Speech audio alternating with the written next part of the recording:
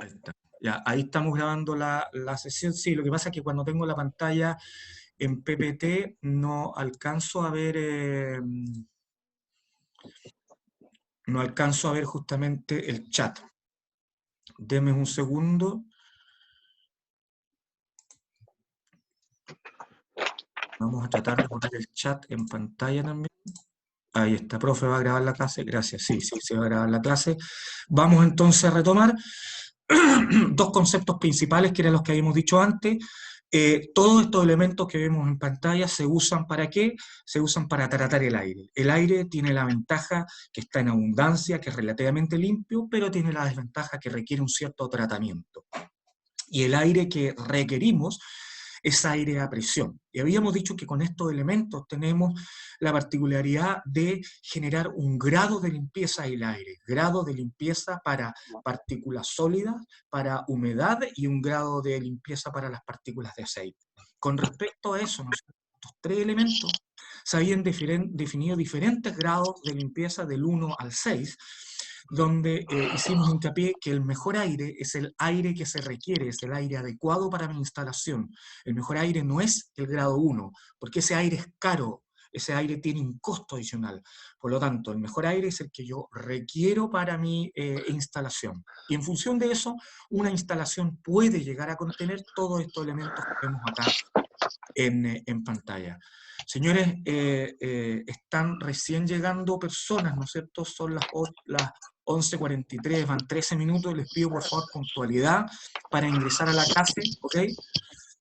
No he todavía puesto la opción de que a las 11:40 se cierre la sesión y no pueda entrar nadie más, pero sí les pido por favor puntualidad porque tengo que estar constantemente admitiéndolos cuando ustedes aparecen en pantalla. Entonces era algo que habíamos hablado en la primera sesión y le pido a todos, por favor, entonces, puntualidad. ¿Ok? Siguiendo adelante, tenemos claro entonces que estos elementos, o parte de estos elementos, pueden ser utilizados para lograr el mejor aire para mi instalación. Desde ese punto de vista estábamos haciendo un recorrido, estábamos haciendo una descripción, ¿no es cierto?, de cuáles son los elementos. Ya vimos que el compresor comprime el aire porque lo requerimos, es aire comprimido, pero además de comprimir agrega temperatura y agrega o puede agregar partículas de aceite. Y vamos a continuar con la señorita Tiare Mejías. Tiare Mejías, ¿qué es lo que viene después del compresor y por qué? Después del compresor vendría el postenfriador, que es necesario para disminuir la temperatura que se alcanzó en el compresor. Y un segundito, Tiare, ¿por qué crees tú que es necesario enfriar ese aire comprimido? ¿Qué pasa con el aire comprimido y que aumenta temperatura? ¿Hay un cambio en su volumen igual? Efectivamente, aumenta su volumen y tienen que recordar que ¿qué vamos a hacer después con este aire? ¿Lo vamos a pasar directo a la unidad de trabajo o qué vamos a hacer con él? No, hay que drenar, o sea, hay que pasarlo por el separador también y el tren para sacar el porcentaje de Perfecto, humedad. Tiare, pero fíjate que este aire que estamos comprimiendo además lo vamos a acumular. Y si estamos acumulando un aire que tiene mucha temperatura, como masa de aire, estamos acumulando menos masa de aire porque tiene un alto volumen. Por lo tanto, la gracia del postenfriador, ¿qué es lo que hace? Además de enfriarlo, ¿Disminuir el volumen?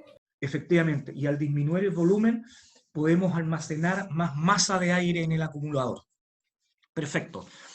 Al enfriarlo, ¿qué efecto sucede, Tiare? Cuando enfriamos aire que tenía alta temperatura, ¿qué puede suceder? ¿Hay agua? Efectivamente, se condensa agua. Por lo tanto, ¿qué es lo que viene después del postenfriador? ¿Tiare? El separador y el dren. Y efectivamente, ¿qué es lo que hace el separador y el dren? Permite separar el aire de las partículas de agua. Pueden ser partículas de agua y en algún caso también partículas de aceite. Perfecto. Camilo, ¿qué es lo que viene después entonces de que el aire pasó por un compresor y por un postenfriador? Se acumula. Perfecto. ¿Y para qué se acumula? Eh, ¿Qué efectos tendríamos si no tuviéramos el acumulador? eh, ¿Quién lo puede ayudar a Camilo? El acumulador sirve también como volante de inercia, para que no haya fluctuaciones. Un buen ejemplo es un volante de inercia, efectivamente, es un damper, es un amortiguador de las fluctuaciones que haya, ¿no es cierto?, que vienen del compresor. Eso es lo primero. ¿Y qué otra gracia tiene el acumulador? Ayudar a que el compresor no trabaje todo el tiempo. Efectivamente, ayudar a que el compresor no trabaje todo el tiempo. Perfecto. Rodrigo Fernández, espérate, viene entrando Rodrigo Fernández, lo acabo de decir Rodrigo Fernández, por favor, puntualidad en esta sesión. Cada vez que entran alguien atrasado, aquí me llega un aviso y tengo que interrumpir la clase. Esto como si estuviera entrando por la sala de adelante. ¿Ok? Por favor, le pedimos puntualidad. No me hagan tener que a las 11:45 bloquear la sesión, por favor, se los vuelvo a repetir. Seguimos adelante, disculpa la interrupción. Entonces, el acumulador nos permite, ¿no es cierto?, además de hacer de damper con cuanto a las variaciones de presión, nos permite también hacer, evitar que el compresor funcione continuamente. Y de ahí, ¿qué cosas vienen, Rodrigo San Francisco?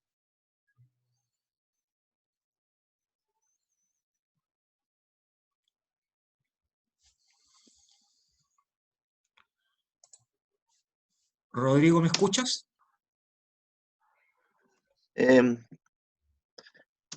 ¿Cómo hablo? Profe, disculpe, está distraído, no sé en qué parte va. Mire, incluso estando, incluso sin tenerlos en vivo y sin verlos en cámara, hay chicos distraídos. Por favor, chicos, esta cuestión es un continuo. Parte desde abajo, partimos desde el sótano y vamos a subir hasta el último piso de este edificio de la neumática y de la automatización. Entonces se requiere que ustedes por lo menos le peguen una mirada a la sesión anterior y hagan el ejercicio este mismo que estamos haciendo. Con este ejercicio ya basta como repaso porque nos va dando un sentido de para qué sirve cada elemento que tenemos dentro de la, dentro de la, dentro, ¿cómo se llama?, del proceso de tratamiento de aire. Entonces ya se dan cuenta de que si están mirando el celular o el TikTok durante la clase, igual se les puede pillar. ¿Quién me puede ayudar entonces? ¿Qué viene después del acumulador? ¿Y por qué? Los filtros de aceite y de como polvo. Son filtros, ¿no es cierto?, de partículas de aceite y partículas de polvo, ya vamos a ver cómo suceden. Y después de eso, una primera área de filtrado. ¿Qué es lo que viene después de los prefiltros? El El secador. secador, ¿Y el secador para qué donde lo que es? para retirar la humedad remanente que le queda al aire. Efectivamente, para retirar la humedad remanente. Y después de eso terminamos nuestro proceso con el postfiltro para llegar al regulador. Y en el regulador tiene la gracia que justamente lo que hace, regula la presión desde la presión de servicio, que está justamente antes del regulador, hacia la presión de trabajo. Ya ese es un concepto que vamos a ver más adelante. Presión de servicio es la que entrega el compresor y todos los elementos, y presión de trabajo es la que requieren los elementos de trabajo dentro de un circuito de automatización. Eso es todo lo que Profesor, tenemos. Dígame. consulta, el regulador regula la presión hacia abajo nomás. Regula la presión aguas abajo, efectivamente. Aguas arriba, la presión. Dígame. Sí, me refería a si regula la presión solo bajando la presión o también tiene la facultad de elevar la presión por sobre la de la No, normal. no. Es solo disminuyendo la presión y regula la presión Ya, aguas abajo. ¿Me entienden claro. ustedes el concepto aguas arriba y aguas abajo, ¿no es cierto? Sí. Aguas arriba se refiere a antes de y aguas abajo después de. Perfecto. El regulador puede regular la presión hacia abajo. Por eso, ahí ya tenemos una característica. ¿Cómo tiene que ser la presión de servicio versus la presión de trabajo? Mayor. Mayor, efectivamente. Ok, sigamos adelante entonces. Este Profe, resulta... dos dudas. ¿Qué tan diferentes son los prefiltros con el postfiltro? ¿O es No, son del mismo tipo. En algún caso A ver, los filtros tienen las características que según el elemento filtrante pueden filtrar más o pueden filtrar menos. Como funcionamiento, como mecánica de funcionamiento, son exactamente lo mismo. El tema es que claramente el elemento filtrante puede ser diferente para agregar un mayor grado de filtración. A eso se refieren los prefiltros y los postfiltros. Y estamos entendiendo que va a haber sistemas muy simples que no tengan ni postenfriador ni secador y tengan a lo más dentro del regulador viene un filtro dentro del último circuito, por lo tanto puede ser que tengan solo ese filtro y no tengan todos los demás. Los prefiltros y los postfiltros se diferencian según el grado de filtraje que tengan, ¿ok? Y Entonces, lo otro era, dígame. en equipos pequeños he visto de que filtros son literalmente una esponja. ¿En estos casos industriales también son...? A ver, ¿cuál es el tipo de sistemas neumáticos más simple que uno puede encontrar en el mercado?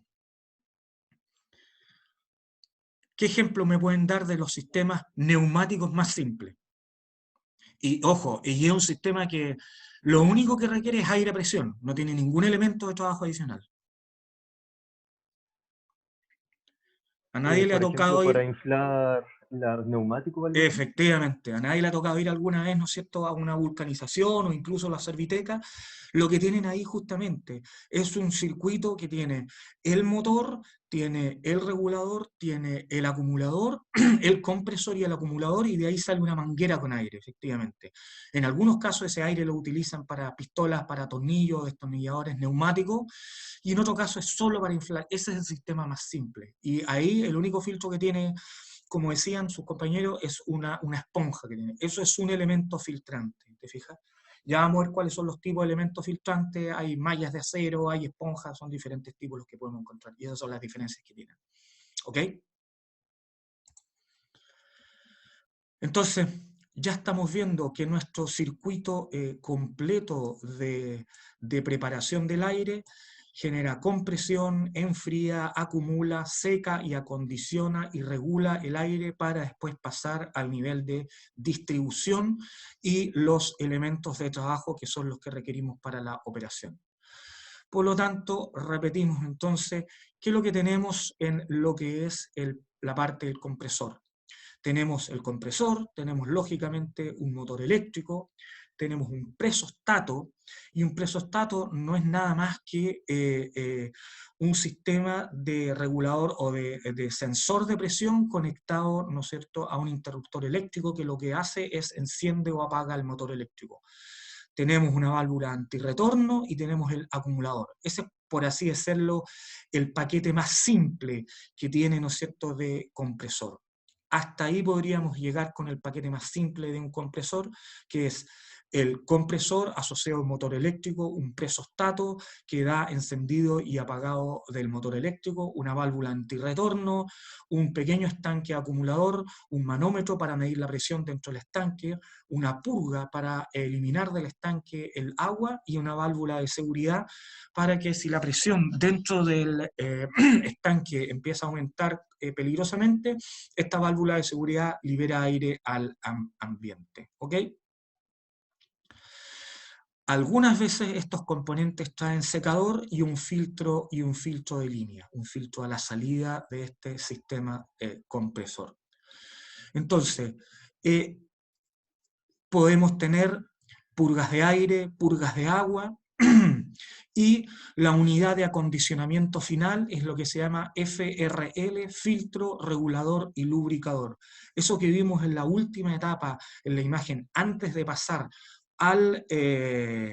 ¿cómo se llama?, a la presión de trabajo o antes de pasar a la línea de distribución, es una unidad FRL que tiene un filtro, un regulador y un lubricador según se requiera. Después de eso vienen las válvulas direccionales, los controladores de velocidad y las válvulas de trabajo. Habiendo hecho este resumen, ¿no es cierto?, de lo que es un sistema neumático, vamos a partir con los que son compresores. Y los compresores ya entendimos que la función que tienen, o el objetivo que tienen, es aumentar la presión del aire. Los compresores tenemos distintos tipos. Son de tipo de émbolo oscilante, o sea, digamos que es un movimiento lineal alternativo. Tenemos de émbolo rotativo y tenemos turbocompresores. ¿Ok? Dentro de estas características tenemos compresores de pistón, que es básicamente un motor de pistón que lo que hace, en vez de producir combustión o de generar energía mediante un motor, lo que hace es comprimir el aire. Es un motor funcionando al revés. ¿Ok? Le metemos energía al motor para que los pistones permitan comprimir. Y tenemos de pistón y de membrana. Dentro de los rotativos tenemos tres tipos: rotativo celular, helicoidal y compresor Roots. Vamos a ver a qué se refieren esos. Y dentro de los turbocompresores tenemos compresor radial y compresor o turbocompresor axial. Esos son los tipos de compresores que vamos a revisar y que son los que mayormente se utilizan. ¿Ok? El primer compresor, ¿no es cierto?, es un compresor de pistón. Y cuando estamos hablando de compresor de pistón, es un ciclo invertido de lo que uno conoce como un motor de combustión interna en un motor de pistón. ¿No es cierto? Por la válvula 1 se admite el aire, por acá entra el aire, ¿no es cierto? Una vez que el émbolo empieza a subir, empieza a comprimir y empieza a entregar aire comprimido con la válvula de salida. Un compresor de pistón funciona tal como se ve en la imagen. Cuando está descendiendo el pistón, se abre la válvula de admisión, entra aire, y cuando el pistón está ascendiendo, se comprime el aire y una vez que alcanza cierta presión, se abre la válvula de salida para entregar el aire comprimido al sistema. Como lo dijimos, funciona exactamente igual como si fuera un motor de combustión interna, pero en sentido invertido. Le estamos entregando potencia a este compresor para que nos entregue aire comprimido. Los sistemas de compresores de pistón normalmente funcionan en dos etapas. Tenemos una primera etapa, que sería esta etapa del lado izquierdo, y una segunda etapa. ¿Y qué es lo que estamos viendo aquí entre medio? ¿Qué se imagina Un usted? enfriador. Efectivamente, es un enfriador. ¿Enfriador para qué? Como la palabra lo dice, ¿qué es lo que busca? Disminuir la temperatura del aire, ¿no es cierto? ¿Y por qué busca disminuir la temperatura del aire? Para que ingrese más masa de aire en la segunda etapa. Efectivamente, para que ingrese más masa de aire. De hecho, dense cuenta ustedes una característica. ¿Cómo es el tamaño del pistón de la primera etapa versus el tamaño del pistón de la segunda etapa? Más grande. Y más grande justamente porque en la primera etapa estamos recibiendo aire a presión atmosférica, lo comprimimos, lo enfriamos, por lo tanto ya es aire a presión con mayor masa, y esa masa, como no tiene tanto volumen, la segunda etapa puede ser un pistón de menor tamaño para que a la salida entreguemos la cantidad de aire en el caudal requerido, ¿no es cierto?, para nuestros sistemas de compresión. Y cuando estamos hablando de compresores, ¿cuáles creen ustedes que son las dos principales características que definen a un compresor?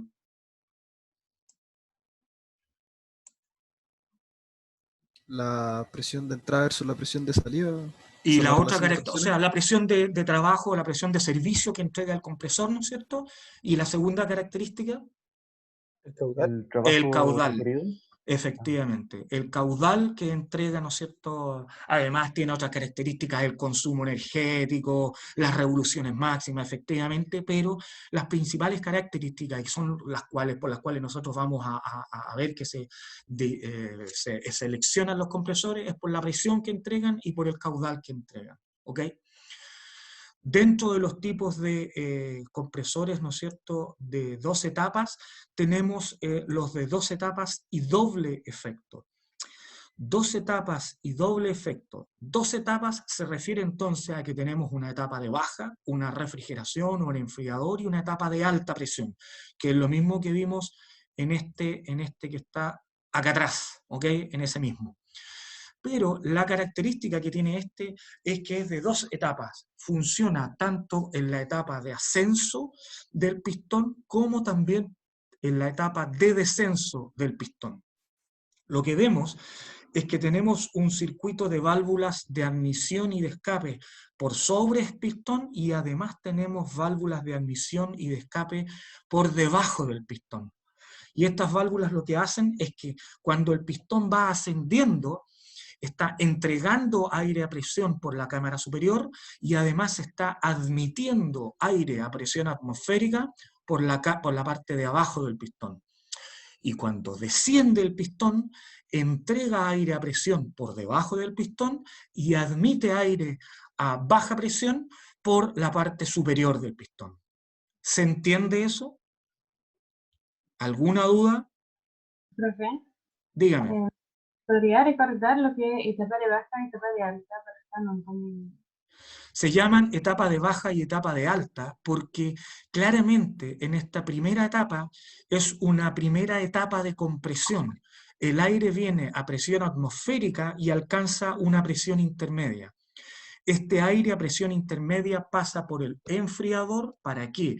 Para enfriarlo y reducir su volumen. Pero es aire con menor volumen a alta presión. O sea, tenemos una masa conveniente de aire. Y esa masa de aire, ese volumen reducido de aire, pasa a la etapa de segunda compresión, donde se recibe a una presión intermedia y se entrega y sale a una alta presión. Baja presión porque admite aire a presión atmosférica, por eso se llama etapa de baja, y lo entrega a una presión intermedia. Aquí podemos poner presión atmosférica, y ahí tenemos una presión 1 intermedia. Y tenemos que la etapa de alta recibe el aire a esa presión 1 intermedia y lo entrega a una presión 2, que es la presión de servicio. ¿Quedó claro, Charlene? Sí, quedó claro, gracias. Ok. Profe, una consulta. ¿Qué determina la apertura de válvulas? ¿La presión interna o algún árbol de leva que haga que se abran? En general, los sistemas de compresores suelen ser más simples, ¿no es cierto? Y es un sistema de resortes con presión, ¿no es cierto? Puede haber sistemas más complejos que tengan algún elemento de leva, pero básicamente lo que vamos a estar haciendo ahí es quitándole potencia. Por lo tanto, se usan sistemas de resorte manejados por presión, digamos, ¿ok? Gracias. Y en estos compresores de pistón tenemos entonces que la simbología es la que tenemos ahí indicada. Por favor, quiero que les quede claro de que esta simbología, que es esto que está acá, ¿no es cierto? Ese círculo, esto que está aquí al lado es justamente el que está al lado izquierdo, es el anclaje a un motor, pero ese símbolo se utiliza para cualquier tipo de compresor. Cuando veamos en un plano ese símbolo, es un compresor. No nos dice qué tipo de compresor es, si es de émbolo, de membrana, de pistón, de una etapa, de 2 etapas. Ese es el símbolo del compresor para el plano. Después vamos a tener dentro del plano un cajetín con el bill of material, donde probablemente están indicados el tipo de compresor que se requiere. Es un compresor de caudal o desplazamiento constante, siempre de un solo sentido de giro y una sola dirección. Incluso es más, la característica que diferencia a un compresor para un sistema neumático de lo que es una bomba en un sistema hidráulico es únicamente ese triangulito que está acá. Ese triangulito en los sistemas neumáticos es blanco o transparente, como lo ven ustedes, y en los sistemas oleohidráulicos está pintado de negro. ¿Ok? Está relleno ese triangulito. Tal como dice ahí, la simbología es para todos los tipos de compresores. ¿Ok? En el plano de diseño se definen las características del compresor, tipo, presión, caudal, etc. El compresor de membrana es el que tenemos aquí en pantalla, y estamos indicando que este usualmente es utilizado en hospitales, industria farmacéutica, alimenticia y química. ¿Por qué creen ustedes que se utiliza específicamente en ese tipo de industria? Porque está más limpio. Mezclarlo con aceite. ¿Quién respondió del aceite? Yo, Luca Canapilla. Luca, efectivamente. ¿Qué es lo que busca esa membrana que tiene ahí entonces? obtener un aire más limpio, sin aceite. Perfecto. ¿Y por qué un compresor requiere aceite? ¿Para qué? Al roce que hay en el pistón. Ahí. Más que para el roce, para En el eje. lubricar, ¿no es cierto? Los compresores usan aceite porque tienen que lubricarse en estas zonas donde el pistón, ¿no es cierto?, tiene contacto con las paredes. Normalmente los pistones estos tienen una lubricación en un cárter que está por acá abajo, ¿no es cierto? Y con eso se lubrica. Esa lubricación en los sistemas, en los tipos de compresores de pistón simple, agrega aceite al aire. Pero cuando el aire se requiere relativamente limpio, utilizamos este compresor de membrana, donde ven ustedes que no hay contacto entre la parte inferior del pistón y la parte superior del pistón. Por lo tanto, el aire pasa limpio. ¿Y por qué creen ustedes que se requiere aire más limpio en este tipo de industria? Porque todo lo que va a estar mezclado con el fármaco, entonces tiene que ser muy limpio todo. O sea, todo lo que está, digamos, en este tipo de industria tiene que ver con el consumo humano. Va a ser aire que está en contacto con fármacos, con alimentos, con productos químicos que van a ser consumidos por el hombre, o incluso en hospitales.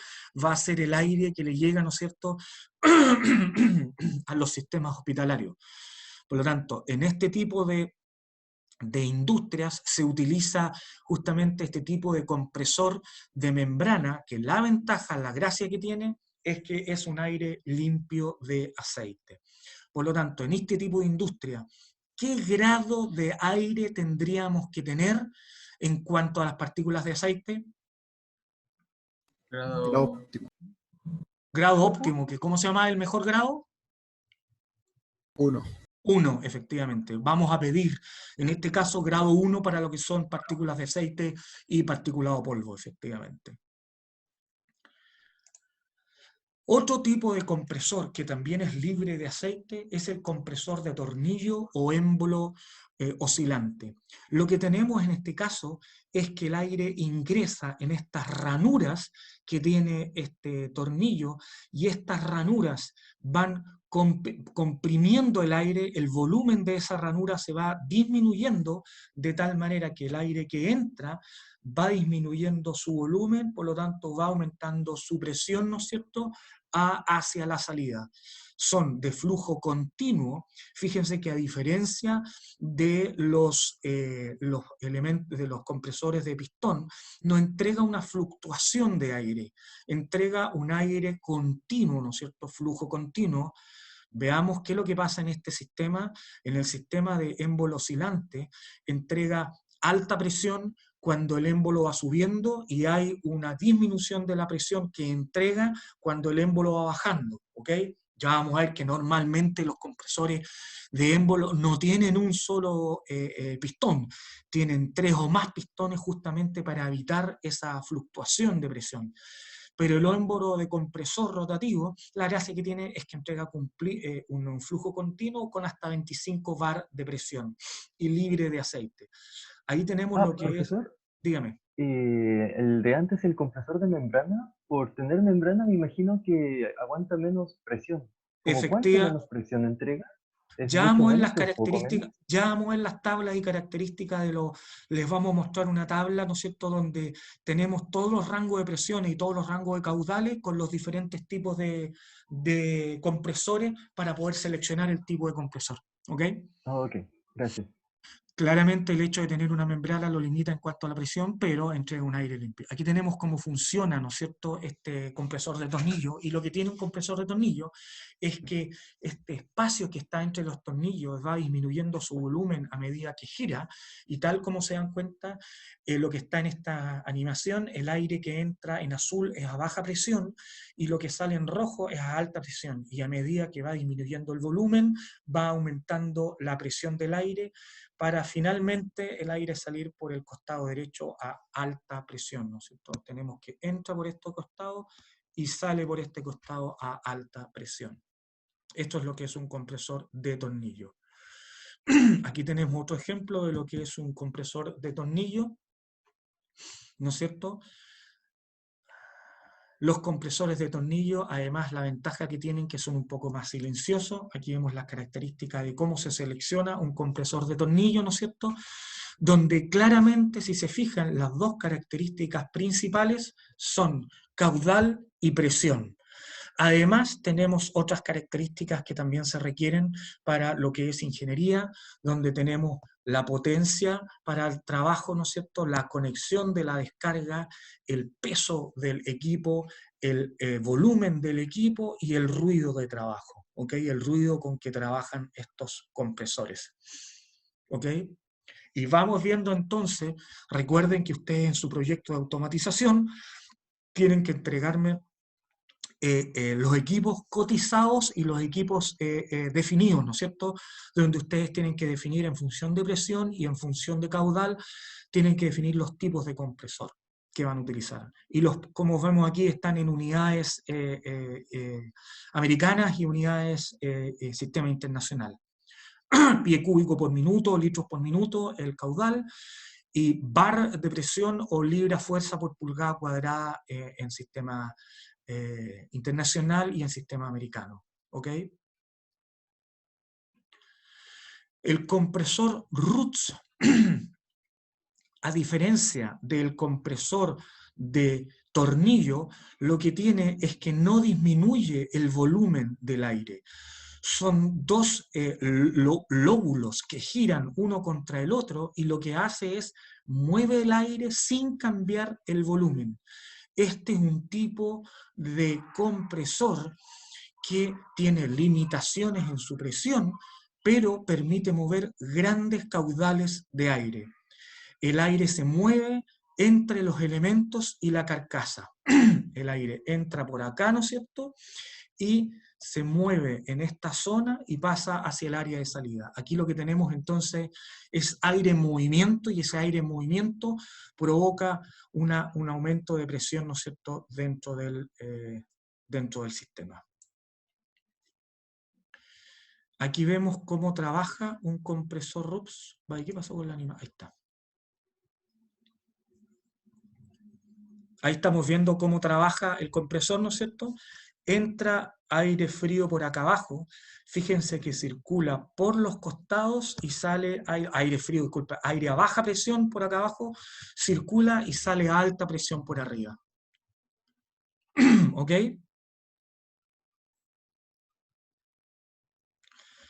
Lo que vamos viendo aquí es que este aire en particular no cambia el volumen, pero sí mueve grandes caudales de aire.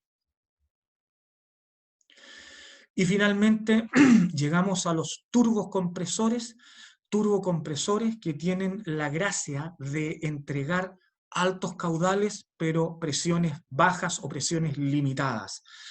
Estos son casi ventiladores. Un turbocompresor axial, si se fijan, el aire entra por un lado y sale por el otro, es básicamente como un ventilador.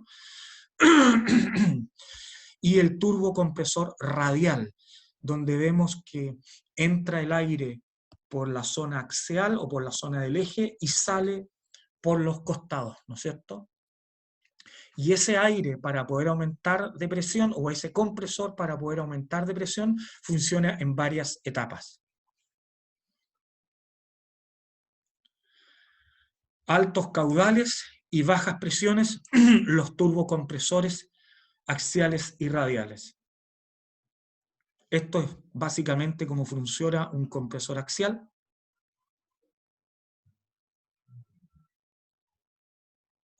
Y aquí teníamos el gráfico que yo les indicaba. Dado que tenemos características diferentes en cuanto a potencias del motor, en cuanto a tamaños de los pistones, de los cilindros, tamaño de los lóbulos, tamaño de los tornillos, son muchos los rangos en que pueden moverse estos compresores. Pero uno podría decir que en un cuadro general, ¿no es cierto?, uno tendría lo siguiente como una caracterización de los cuadros. Fíjense aquí que tenemos las dos características principales para seleccionar un compresor. Por un lado, en el eje de las abscisas tenemos la presión, y en el eje X tenemos el caudal. Presión y caudal. Y en función de la presión y caudal, tenemos en rojo lo que son compresores rotativos, tenemos compresores de émbolo, ¿no es cierto?, en negro, en azul compresores de tornillo, y turbocompresores radiales y axiales en verde. Vamos viendo que a medida que vamos de los compresores de émbolo hacia los turbocompresores, va efectivamente aumentando el caudal, y a medida que nos movemos dentro de los compresores rotativos, tornillo y émbolo, va aumentando la presión. Justamente cuando queremos compresores de baja presión y alto caudal, usamos turbocompresores radiales o axiales. Nos movemos hacia este lado del gráfico. Y por otro, cuando queremos caudales medios o caudales relativamente bajos, de aquí, ¿no es cierto?, hacia allá, pero lo estamos utilizando con altas presiones, preferimos compresores de émbolo, tornillo o rotativos. ¿Ok? Y aquí estamos viendo que los compresores, por ejemplo, rotativos, llegan hasta 10, los de tornillo hasta 25 bar, y los compresores de émbolo sobrepasan esa presión. Pero dependiendo de las condiciones, los compresores de émbolo son más ruidosos que los compresores de rotativo, por lo tanto, dependiendo si una de las características que se quiere utilizar es el ruido o es importante, nos vamos a un compresor rotativo. Un compresor rotativo de tornillo de volumen más reducido que un compresor de émbolo, por lo tanto, si el volumen es lo importante, los vamos a seleccionar. Recordemos entonces que aquí podemos tener una tercera, una cuarta dimensión en este gráfico, donde las otras características son potencia utilizada, volumen, peso, niveles de ruido, que son por las cuales ustedes también van a tener que utilizar. Por lo tanto, siempre tengan en cuenta esto. Cuando definan el proyecto, tienen que definir el tipo de industria donde va a estar el proceso que van a ustedes a automatizar, para poder seleccionar de mejor manera el compresor. ¿Alguna consulta con respecto a los compresores? También tienen dentro de la bibliografía están los apuntes de la Santa María de neumática e hidráulica, donde sale un poquito mayor en detalle esta información y ustedes también pueden investigar. ¿Ok? ¿Alguna consulta? Sigamos adelante entonces. Después de lo que viene, ¿no es cierto?, después de lo que es el compresor, viene lo que es el post-enfriador, que como habíamos dicho, el post-enfriador lo que busca es poder justamente enfriar el aire que ya comprimimos. Dentro de los post-enfriadores, ¿no es cierto?, buscamos, ¿no es cierto?, un enfriamiento, llevar a una temperatura de trabajo el aire que estamos comprimiendo. Se clasifican en dos tipos los post-enfriadores, aire-aire y aire-agua. Y aquí lo que tenemos básicamente es un radiador, prácticamente lo que tenemos. Un enfriador del tipo aire-aire es el más usado, pues una instalación simple, sencilla y rápida. Y básicamente lo que es el aire, ¿no es cierto?, pasa a través de unas tuberías, y estas tuberías se le hace circular aire a través de estas tuberías. En este caso tenemos un turbocompresor axial, que lo que hace es hacer circular aire por estas tuberías, y con este aire que estamos haciendo circular buscamos enfriar el aire comprimido que viene del compresor. Este tipo de enfriador o de post-enfriador tiene limitaciones, por supuesto, tiene limitaciones con respecto a la temperatura ambiente. Fíjense que estamos usando el ambiente, la temperatura ambiente, para enfriar la temperatura que adquirió el aire comprimido. Por lo tanto, si estamos en un ambiente muy cálido, las capacidades de enfriamiento que vamos a tener son menores. Por eso aquí vemos que se utiliza un banco de post-enfriadores con diferentes etapas. Y el post-enfriador Aire-aire es lo que consiste esencialmente, es un radiador, ¿no es cierto? Se hace circular aire, una circulación forzada de aire a temperatura ambiente. Este aire se enfría y después se entrega al sistema. Tal como decíamos, las limitantes que tienen este sistema es la temperatura ambiente, la capacidad de circulación, la temperatura máxima de operación y la presión de trabajo. Tenemos que entender que cada vez que hacemos pasar el aire por estas tuberías, ¿qué es lo que está pasando con el aire?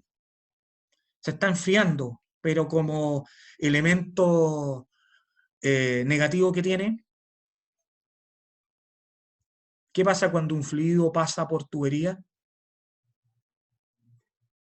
¿Pérdida de carga? Efectivamente, va perdiendo carga y va perdiendo presión, que es lo que quisimos en el fondo, que es lo que tenemos este sistema principalmente. Entonces, siempre estos sistemas de ingeniería llevan un drawback o un lado negativo, ¿no es cierto? Estamos enfriando el aire, sí, pero le estamos también haciendo perder la presión. El segundo tipo, entonces, que tenemos de... voy a mejorar la lámina porque claramente aquí estamos viendo que queda tapado el texto con la figura, ¿no es cierto? Este poste enfriador de aire-agua es, en este caso, pasa el aire, ¿no es cierto?, a través de unas tuberías con agua fría, ¿ok? Lo que buscamos acá entonces es bajar la temperatura, es un poste enfriador más caro de instalar, pero tiene la ventaja que es más compacto y tiene menos limitaciones que el aire-aire, porque claramente aquí la limitante va a ser la temperatura del agua, no la temperatura del aire para provocar el enfriamiento. Ahora, la contrapartida que tiene es que hay que siempre estar vigilando la temperatura del agua de circulación para que este poste enfriador cumpla el efecto, cumpla su tarea eficientemente.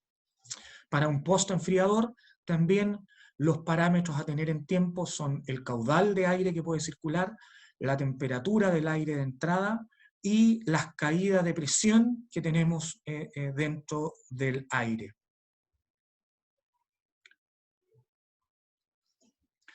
Luego de lo que es un poste enfriador, pasamos a lo que es el acumulador.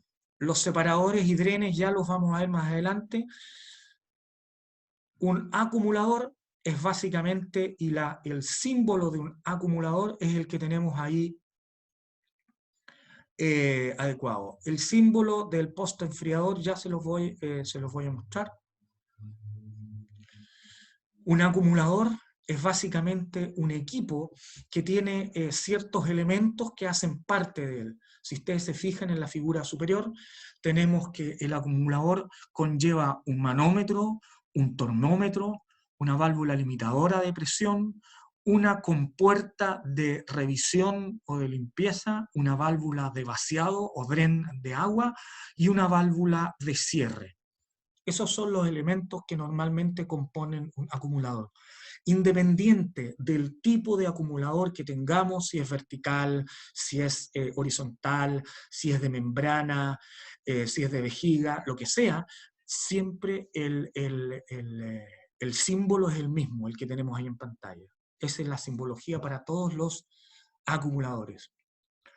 Y lo importante en los acumuladores es cómo determinamos el tamaño del acumulador para que el compresor no esté siempre trabajando. Bueno, para eso tenemos esta siguiente fórmula, donde cuando tenemos el caudal de trabajo como entrada y las presiones máximas y mínimas que tenemos dentro del sistema, y Z es el número de veces que se quiere que el compresor funcione. Por lo tanto, el volumen del acumulador va a ser 0,25 por el caudal nominal de trabajo, que es el que tiene que tener el circuito, dividido por Z, que es el número de veces que queremos que funcione el compresor, multiplicado en el denominador por la diferencia de presiones máximas y mínimas.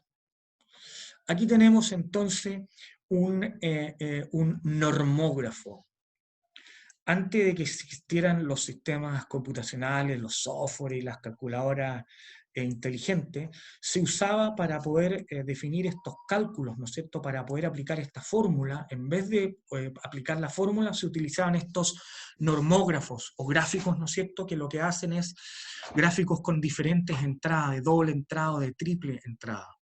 Y básicamente es utilizar o colocar esta misma fórmula en un gráfico, donde, como ejemplo, si tengo un caudal de trabajo de 20 metros cúbicos por minuto, con una diferencia de presión admisible en el sistema de generación máximo de 1 bar. Esa es la presión admisible que yo tengo entre la presión de alta y de baja que entrega o que hay dentro de este compresor. Y quiero o sea, dentro de este estanque, disculpe.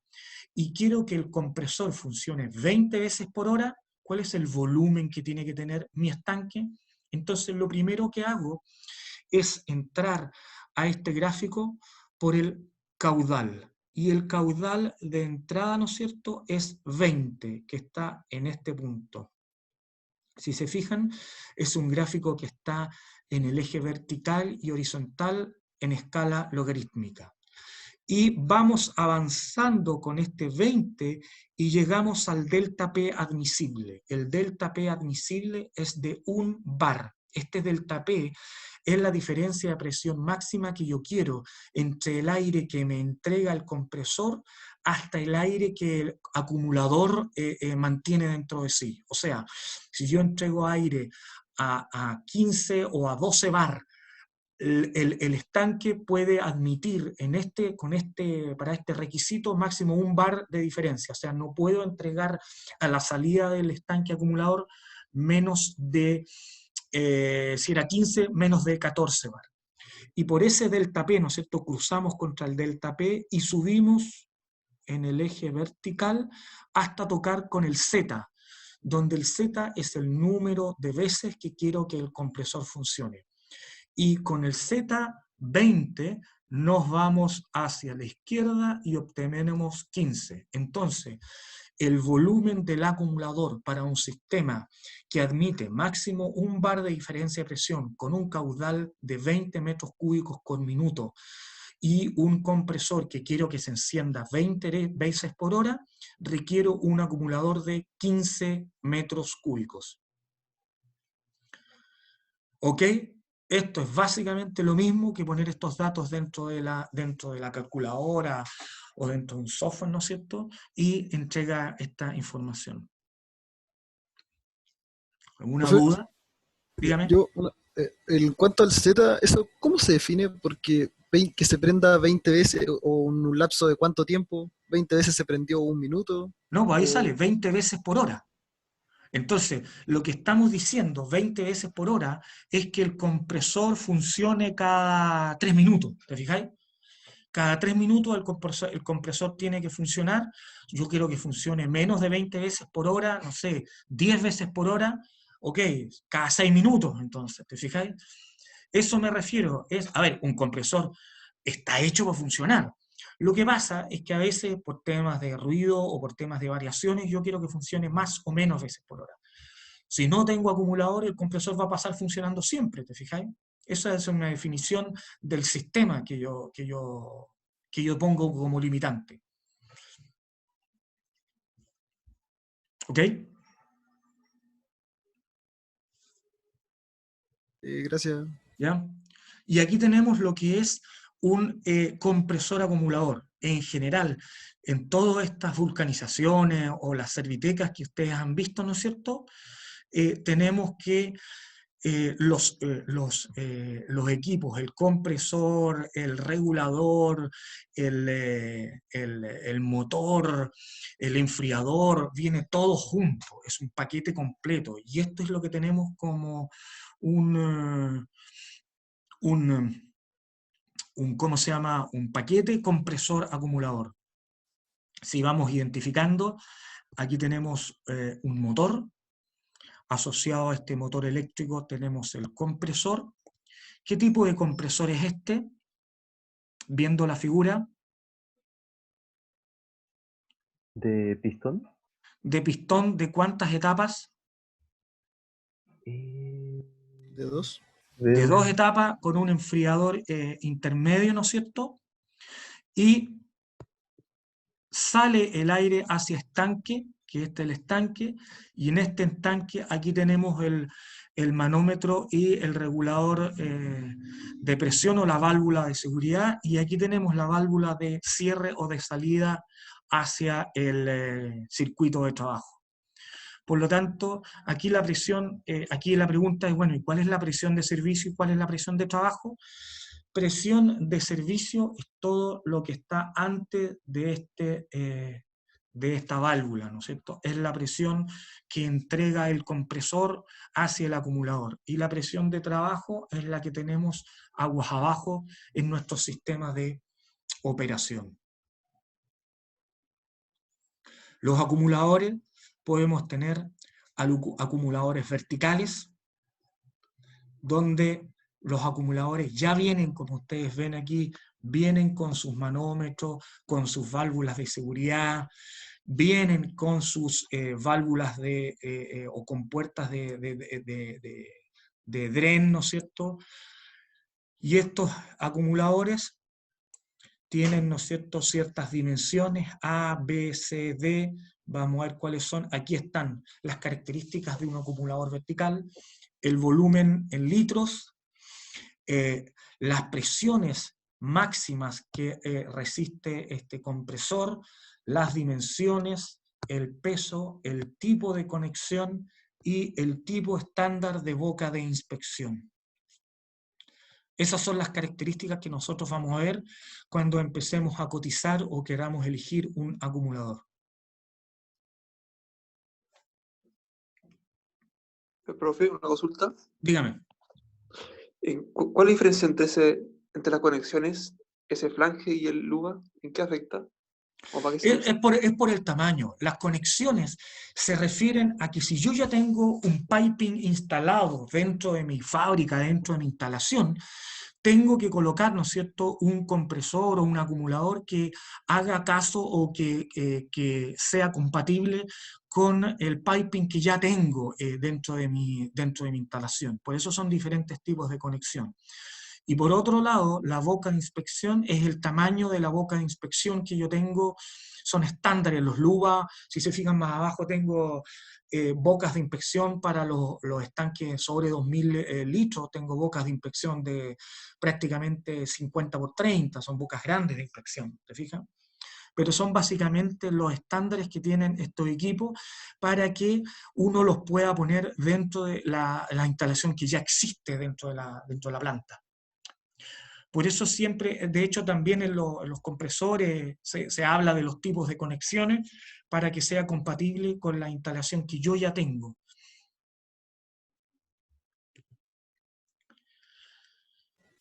Profe. Dígame. Esta otra duda, acá en el acumulador, no, una página más atrás, es del acumulador. Los acumuladores, la llave que tienen abajo para extraer el agua, ¿es de accionamiento manual o es alguna válvula? Mira, ya vamos a ver dentro de los tipos de drenes que hay drenes automáticos y drenes manuales, ¿no es cierto?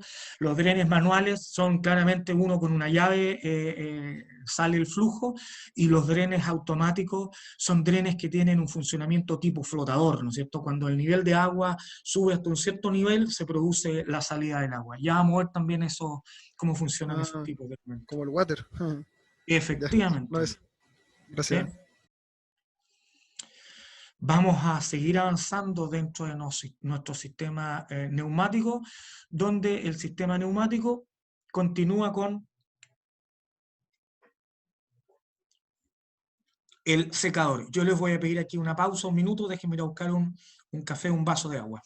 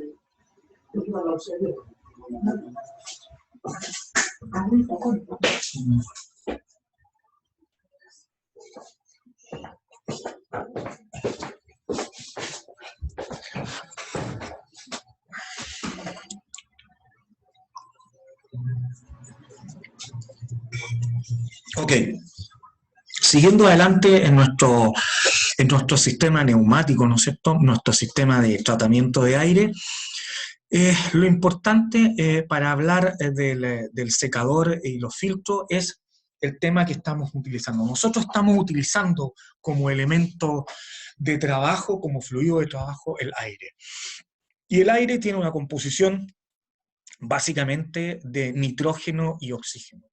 Y este aire, dentro de su composición, ¿no es cierto?, tiene ciertas características, que son las características del aire que nos importan, son el vapor de agua que contiene.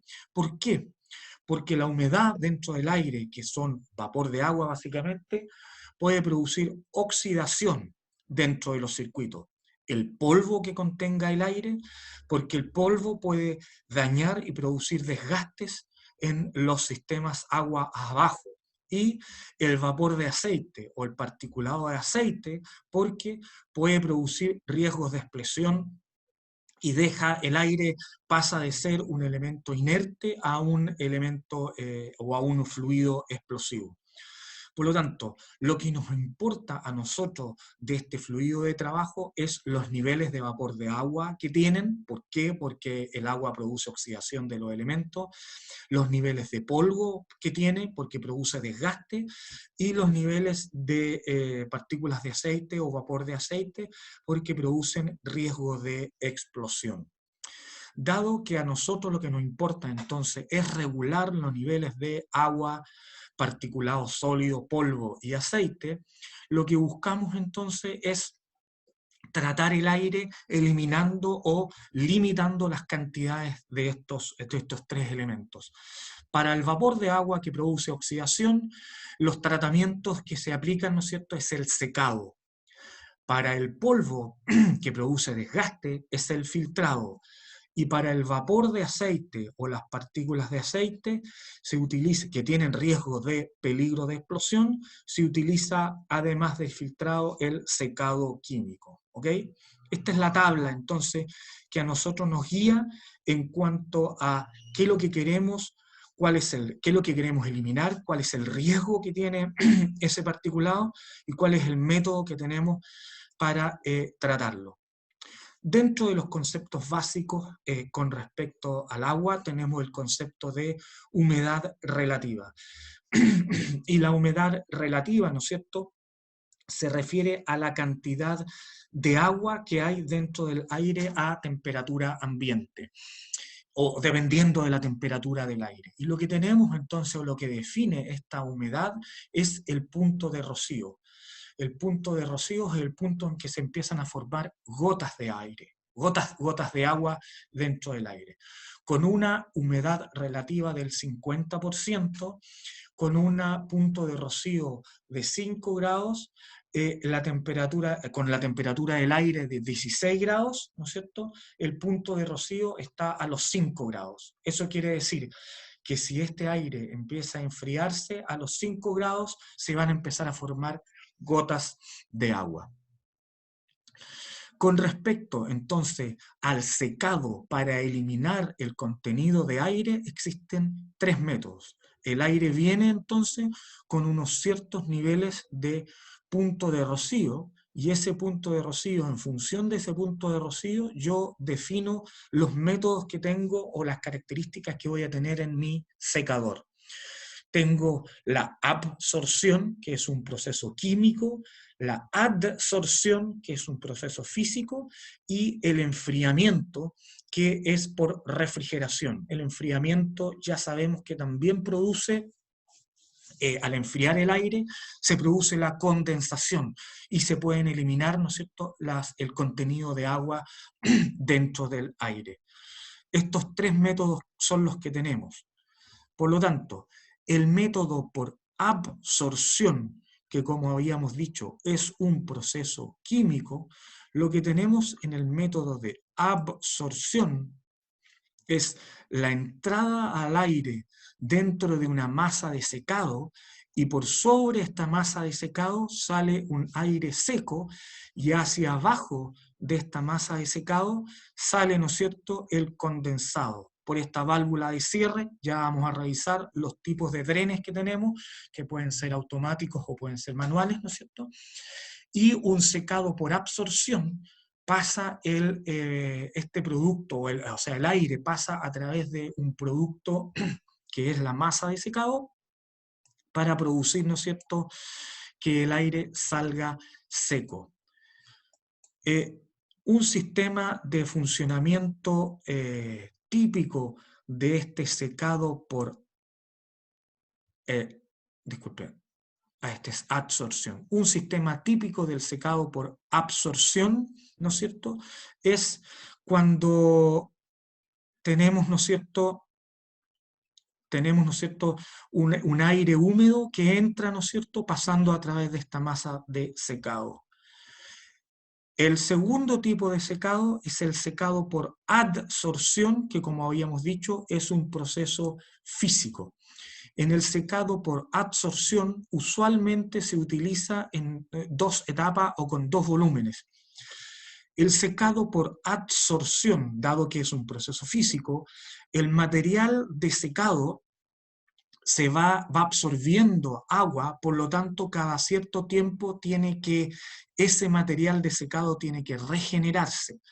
Entonces, un sistema típico de secado por adsorción, en una primera etapa, uno de los estanques está secando y el otro se está regenerando, y luego de un tiempo, el primero que estaba secando, por lo tanto estaba absorbiendo humedad, pasa a regenerarse, y el segundo que estaba regenerándose vuelve a secar.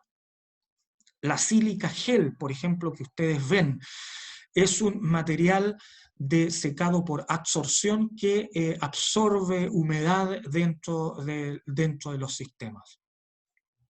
Lo que tenemos acá, al lado derecho, es una instalación donde primero el aire entra por el lado izquierdo y está adsorbiendo. En este caso está circulando el aire y sale seco.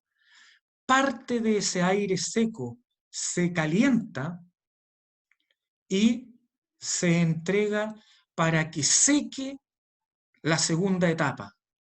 Por esto, este aire seco y caliente elimina el agua de esta segunda etapa, o regenera, por así decir, el material de secado, y luego de un tiempo se invierte el sistema. Y una vez que el estanque de la derecha, el material ya está regenerado, el aire comienza a circular ahora por el lado derecho, y se seca, y el aire de secado funciona por el lado izquierdo. Y finalmente tenemos el secado por enfriamiento, donde el secado de enfriamiento no es nada más que hacer pasar el aire por un intercambiador de calor, donde al enfriarse este aire o al bajar la temperatura del aire, se provoca la condensación del agua, y esa condensación provoca la separación del agua del aire. Por lo tanto, aquí tenemos que entra por la parte de abajo aire húmedo.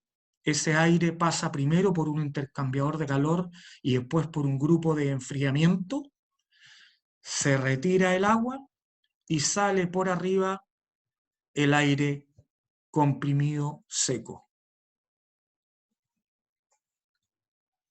En todos estos equipos, la forma de seleccionar el secador es a través de cuál es el punto de rocío o las características de humedad del agua de entrada y las características de humedad del agua de salida.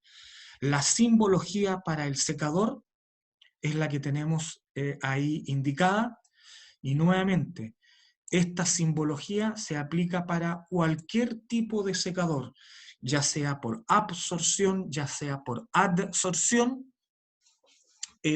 La simbología del secador, o por enfriamiento, la simbología del secador es la misma.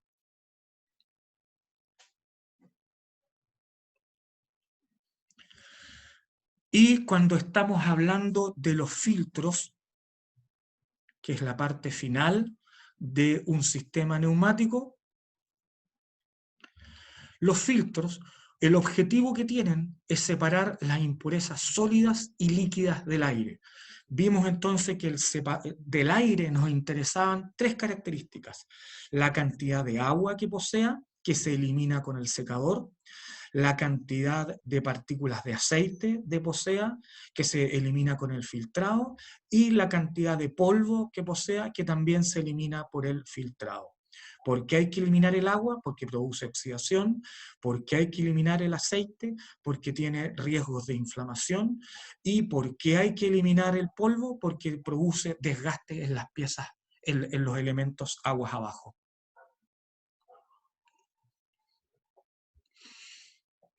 Por lo tanto, los filtros van a separar las impurezas tanto sólidas como líquidas del aire. Y los filtros se seleccionan en función del tamaño de las partículas que están en el aire y el caudal que circula de aire. ¿Ok? Tal como los otros elementos, nosotros los seleccionábamos por la presión y el caudal, por el volumen y el caudal, o el volumen y la presión, que son los estanques.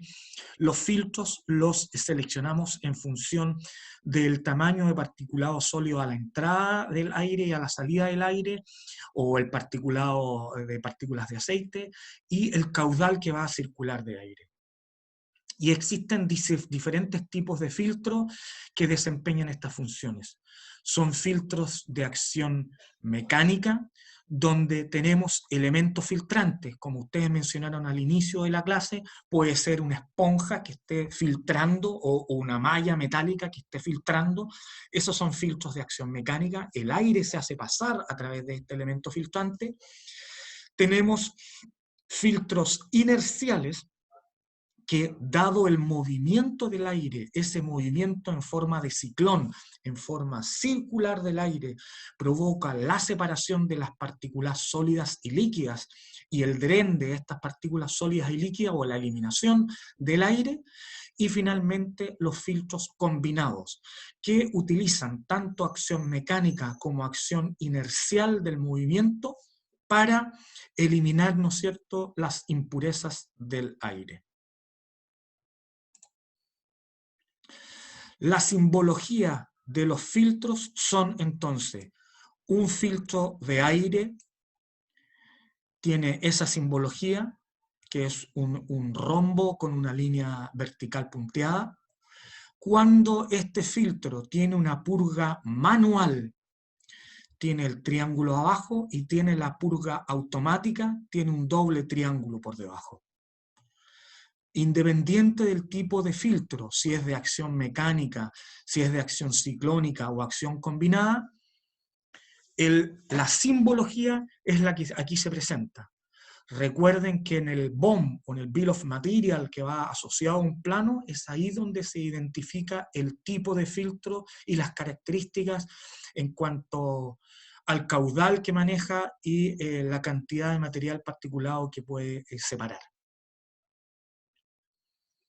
un filtro de aire con purga manual, ¿no es cierto? Y un filtro de aire de acción mecánica es el que tenemos aquí en pantalla. Por el lado izquierdo entra el aire, este aire se hace pasar a través de un elemento filtrante y sale por el lado derecho.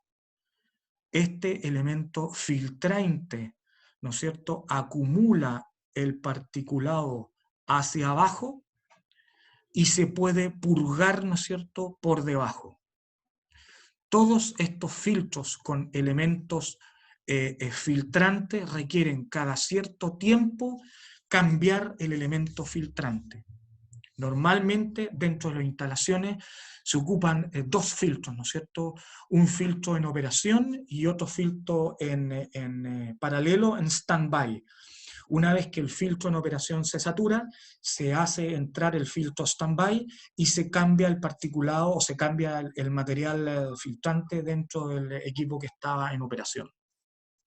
Y luego se invierte el proceso. Aquí tenemos un filtro de aire con purga automática, donde aquí lo que estábamos hablando es básicamente un flotador lo que hace, y este flotador elimina automáticamente la cantidad de agua acumulada.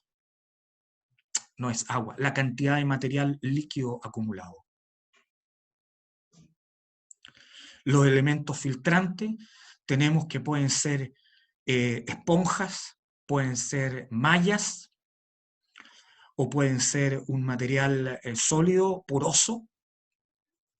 Aquí tenemos mallas, aquí tenemos tipo esponja, y aquí tenemos material poroso.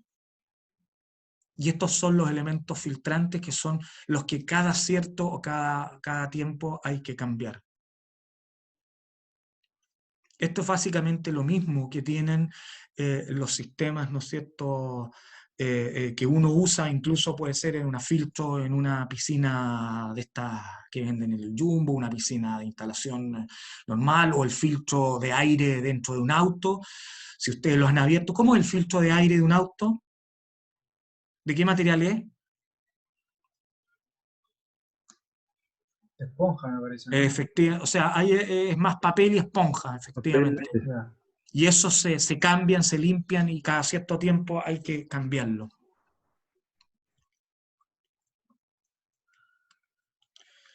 Y un sistema neumático básico, antes de pasar a lo que son los reguladores, entonces sería como sigue. Chuata, vamos a ver el archivo que tenía acá, denme un segundo. Déjenme buscar el archivo, no estaba el link.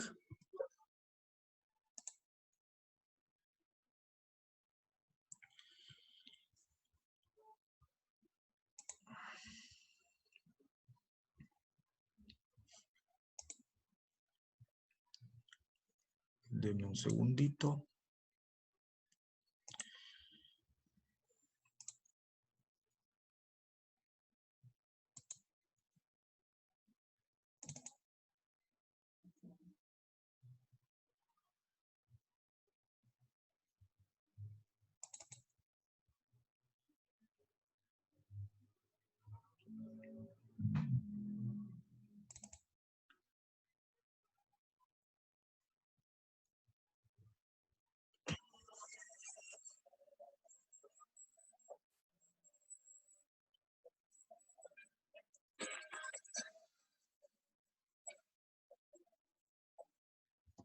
Ok, les voy a compartir entonces diferentes videos que tengo para mostrarles. Espérenme un segundo.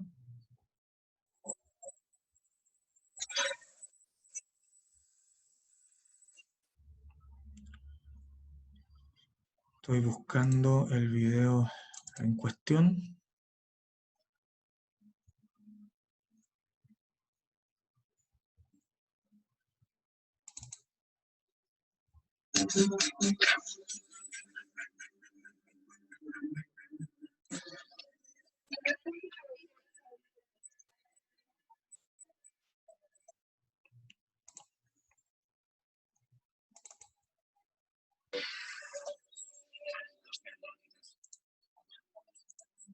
Espérenme un segundo.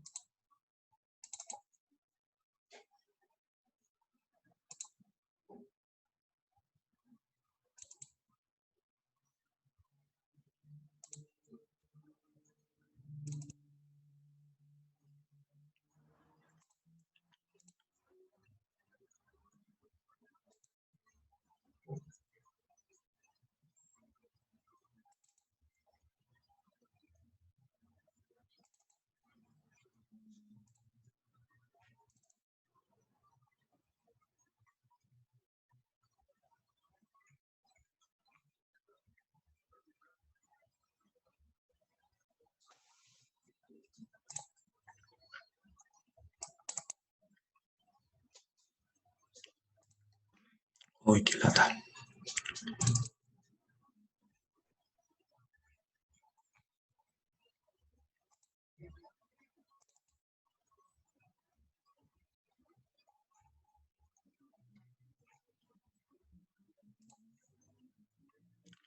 Bueno, van a ser las 1, les quedo debiendo para la siguiente sesión los videos donde vamos a revisar videos de un sistema de filtrado, videos de compresores, para que los puedan ver en operación. Antes de cerrar la sesión, me gustaría revisar con ustedes las características que tiene que ser o que tiene que tener el trabajo. Recuerden que para el 23 tienen que tener definido ya el tema del proyecto que van a realizar, del proyecto de automatización que van a realizar.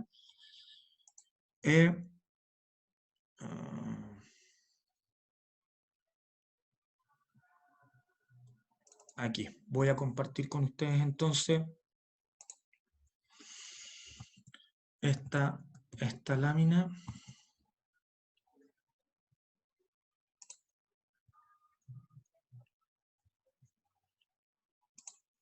Ok, el proyecto de automatización entonces tiene por objetivo que ustedes a nivel de ingeniería conceptual puedan realizar un proyecto tangible de aplicación real donde ustedes tengan que realizar tareas de ingeniería de proyecto. Este proyecto tiene que incluir la memoria explicativa de funcionamiento del equipo o del proceso, cálculo y dimensionamiento de los elementos neumáticos o hidráulicos. No pido el dimensionamiento de la máquina o del equipo que quieran automatizar. El listado de componentes neumáticos o hidráulicos que utilicen, valorizado, el plano de circuito y una presentación ejecutiva del proyecto. Van a ser grupos de 4 alumnos donde van a presentar cada 2 semanas informes y presentaciones parciales.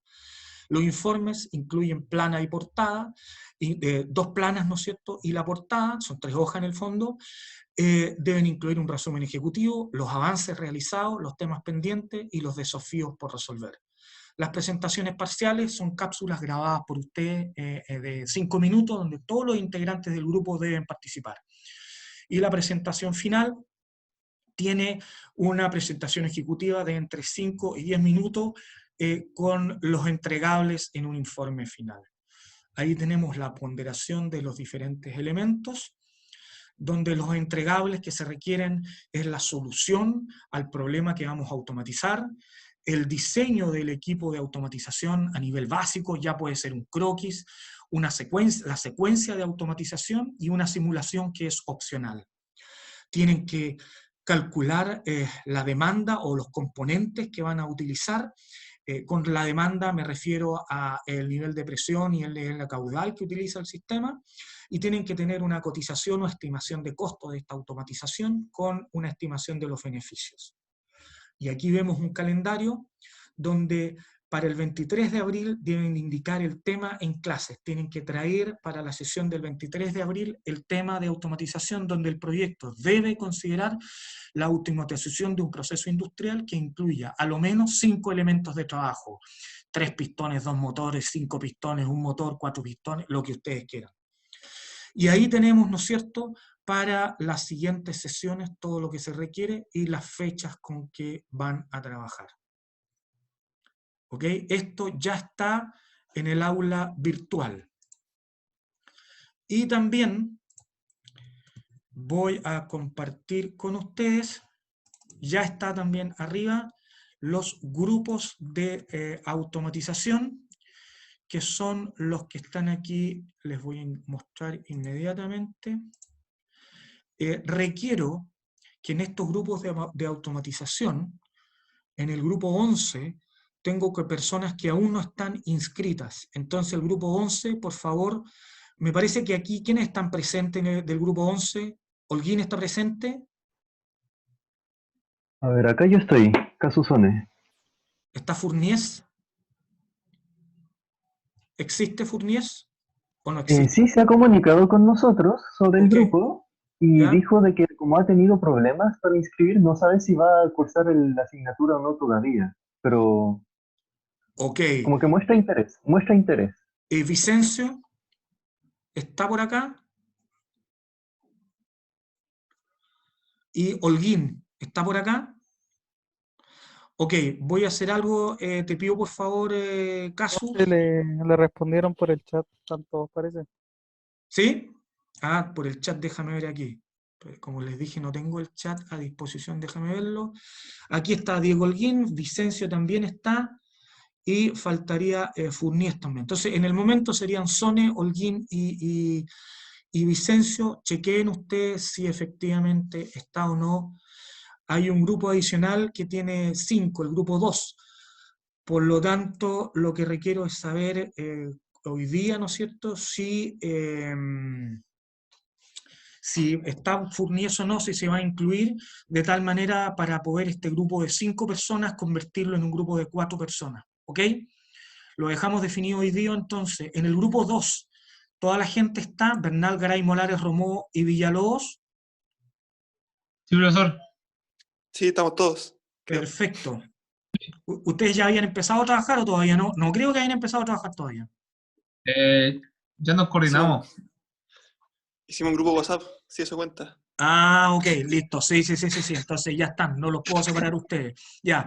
Entonces del grupo 11 lo que les pido es que por favor se pongan, ¿no es cierto?, en contacto con esta persona para ver si va a estar incluida o no dentro del grupo. Señores, con eso damos por cerrada la sesión. Como ya les dije, para partir la próxima sesión vamos a partir con los elementos, con el proyecto que ustedes van a presentar, con 5 elementos de trabajo tiene que tener el proceso que van a automatizar, y les voy a quedar debiendo justamente los videos que íbamos a realizar en clase para todo lo que es los sistemas de compresión y los sistemas de tratamiento de aire. Estimados, que tengan un buen día. Profe, ¿le puedo hacer la última consulta? Por supuesto. Sí, ¿es posible que a la siguiente clase las PPT se puedan subir antes al aula? Es que en mi caso en particular me acomoda más imprimirla y escribir sobre las PPT que estar escribiendo en una hoja en blanco. Entonces, no sé si es posible subir las PPT antes al aula. Sí, mira, el único, sí es posible, efectivamente. El único drama con subir las PPT antes es que mucha gente se dedica justamente a mirar las PPT y no a escuchar lo que estoy hablando yo. Ok, vamos a probar la próxima sesión, voy a subir las PPT que vienen, ¿no es cierto?, para poder acceder a tu solicitud. Vamos a ver cómo se da la clase en ese sentido. Gracias. ¿Okay? Ya, ok, gracias. Estimados, entonces que estén bien, que tengan una buena tarde, cuídense y sigan encerrados nomás. Que estén muy bien. Ok.